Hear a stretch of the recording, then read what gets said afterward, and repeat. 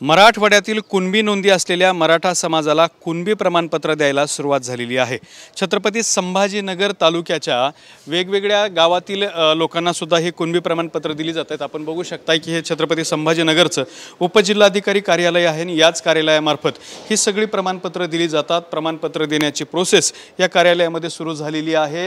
हे सगळे जे डेस्क आपण बघताय, टेबल बघताय, इथल्या वेगवेगळ्या टेबलवरती हे कामकाज सुद्धा सुरू झालेलं आहे। सध्या उपजिल्हाधिकारी रामेश्वर रोडगे यांच्या सुद्धा कार्यालयामध्ये अशाच पद्धतीने प्रमाणपत्र वितरणाचं आणि प्रमाणपत्र तपासणीचं त्याचबरोबर प्रमाणपत्र तयार करण्याचं काम सुरू आहे। आपण थेट ही प्रक्रिया आणि प्रोसेस कशी आहे बघणार आहोत। स्वतः उपजिल्हाधिकारी आहेत रामेश्वर रोडगे, हे या सगळ्या प्रक्रियेवरती लक्ष ठेवून आहेत। आपण त्यांच्याशीही बातचीत करणार आहोत। सध्या जर आपण त्यांच्या टेबलवरती बघितलं तर हा कॉम्प्युटर आहे। कॉम्प्युटरमध्ये ओबीसी प्रमाणपत्राच्या मागणीसाठी आलेला एक ऑनलाईन अर्ज आहे आणि त्याच अर्जाची ऑफलाईन फाईल सुद्धा या ठिकाणी आपल्याला पाहायला मिळते। आपण रोडगे सरांशी या संदर्भात थेट संवाद साधणार आहोत। सर, ही फाईल जी आपल्याकडे ऑनलाईन आलेली आहे तर ती कशा पद्धतीची फाईल आहे आणि आपण प्रक्रिया कशी सुरू केली आहे? यामध्ये सेतू सुविधा केंद्रामार्फत हा एक आपल्याला ऑनलाईन अर्ज आलेला आहे आपले सरकार पोर्टलमार्फत। तर हा जो अर्जदार आहे राजू बाबूराव भोसले याचा हा अर्ज आहे, त्यांनी अर्ज केलेला आहे।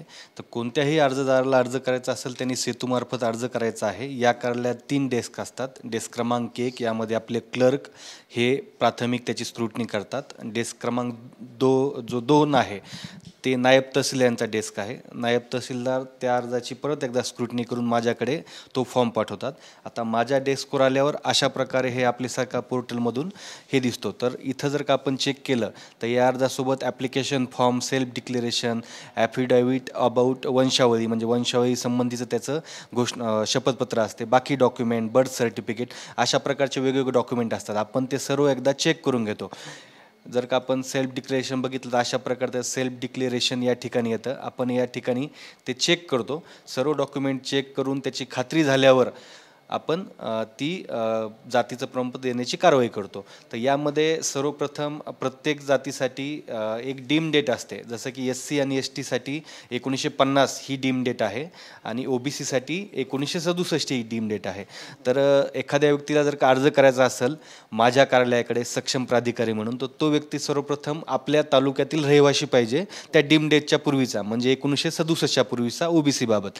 तर अशा 1967 पूर्वीची जी नोंद असेल तर ती नोंद घेऊन तो अर्ज करू शकतो। त्या अर्जासोबत त्याला TC, निर्गम उतारा, वडिलाचे, आजोबाचे, पणजोबाचे याचे काही इतर पुरावे त्या ठिकाणी दाखल करतो। आणि जो मूळ पुरावा आहे त्याचा 1967 पूर्वीचा, तर त्या 67 पूर्वीचा पुरावा जो आहे तर ती जोडणारी वंशावळ हे सर्व डॉक्युमेंट त्यांनी जोडले, आमची खात्री झाली आणि सर्व डॉक्युमेंट पाहिल्यावर आम्ही त्यावर मंजूर किंवा न मंजूर असा निर्णय घेतो। आता तुमच्याकडे ही जी फाईल आलेली आहे तर ऑनलाईन किंवा ऑफलाईन पद्धतीने आपल्याला 1967 पूर्वीचा यांनी जोडलेला पुरावा दाखवता येईल का?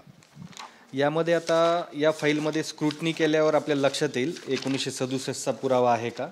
तर या ठिकाणी हे जन्म मृत्यू रजिस्टर आहे 63-64चं। तर या ठिकाणी जन्म मृत्यू रजिस्टरवर जर ही नोंद त्यांची जी सांगितलेली आहे तर ही नोंद आपण खात्री केली आणि वंशावळ जुळून आली तर आपण तो अर्ज मंजूर करण्याबाबत खात्री करतो। यामध्ये त्यांचा पुरावा दिसतो, आपण याचं फक्त व्हेरिफिकेशन करतो। ही ज्यांची नोंद जी आहे तर ती वंशावळीनुसार जुळून येते का आणि ही नोंद प्रॉपर आहे का, ह्या 2 गोष्टीची खात्री करून आपण पुढील निर्णय घेतो। आता वंशावळीचं या ठिकाणी एक कॉलम दिसतो आहे, तर यातली आपल्याला वंशावळ दाखवता येईल का? वंशावळ कशा पद्धतीने तयार केली आहे त्यांनी आणि ती कशा पद्धतीने तयार केली गेली पाहिजे? ही वंशावळीचा हा जो एक कॉलम आहे यामध्ये जनरली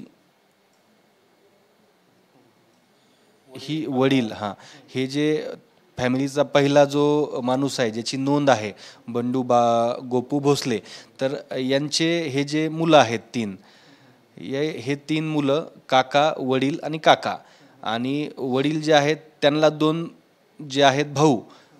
तर अशा प्रकारे आशा आणि हे, तर अशा प्रकारे ते वंशावळ देतात। ती वंशावळ त्यांचे आधार कार्ड आणि इतर नोंदी याची खात्री करून आपण ती वंशावळ चेक करतो आणि ती वंशावळ जर का जुळली त्यानंतर पुढील कारवाई करतो आपण. ही वंशावळ कुठे मिळते, त्याचा हा रेडीमेड फॉर्म तुमच्याकडे दिसतोय, ते कसे? हा फॉर्मॅट सेतू सुविधा केंद्रामध्ये उपलब्ध असतो वंशावळीचा फॉर्मॅट. तर जनरली त्यांचे पणजोबा, नंतर आजोबा, आजोबानंतर वडील, हा त्यांच्याकडे फॉर्मॅट असतो. नावंही जुळतात, आपण नोंदीनुसार नावं जुळतो, म्हणजे अर्जुन असेल, सखाराम असेल, राम असेल, रामला 2 परं, तर त्या प्रकारे आपण ती नोंद जुळून झालेली आहे का नाही याची खात्री करतो. पण ही जी वंशावळ आहे ती तयार कोण करून देतं, त्याचा कोण अधिकारी किंवा तलाठी? नाही, ते वंशावळ जी त्यांची पूर्वीची नोंद आहे ती पणजोबाची आहे. मग आजोबाचं नाव काय आहे, त्याच्या पणजोबाचं नाव आणि आजोबाचं नाव याची तो स्वतः सर्टिफाय करून घेतो आणि आपण उपलब्ध रेकॉर्डनुसार त्याची खात्री करतो. आता दुसरा एक प्रश्न असा पडतो की ही सगळी प्रक्रिया पार पडण्यासाठी खर्च किती येतो साधारण? साधारणतः एखाद्या व्यक्तीला सेतू सुविधामार्फत अर्ज करायचा असेल 57 रुपये असा खर्च येतो. आणि नाममात्र जे काय बाकी डॉक्युमेंट असतील, काही बॉन्ड असतील, तर ते त्या अभिलेख कक्षातून काढण्यासाठी जो काही नाममात्र खर्च आहे तेवढा, म्हणजे 500 ते 1000 रुपयापर्यंत. हे खूप जास्त, म्हणजे 100च्या आसपासच खर्च येतो हा, एवढं याच्यापेक्षा जास्त येत नाही. तर आपण बघू शकताय की कुणबी प्रमाणपत्र काढण्याचा हा सगळा डेमो आणि प्रक्रिया पाहिलेली आहे. मराठा समाजाला जर नोंद असेल तर कुणबी प्रमाणपत्र हे फक्त 100 रुपयात सरकारकडून सध्या दिलं जातं आणि यासाठी सरकारच्या वतीने वेगवेगळ्या जिल्हाधिकारी, उपजिल्हाधिकारी कार्यालयात कॅम्पसुद्धा राबवले जात आहेत. दत्ता कानवटे, छत्रपती संभाजीनगर.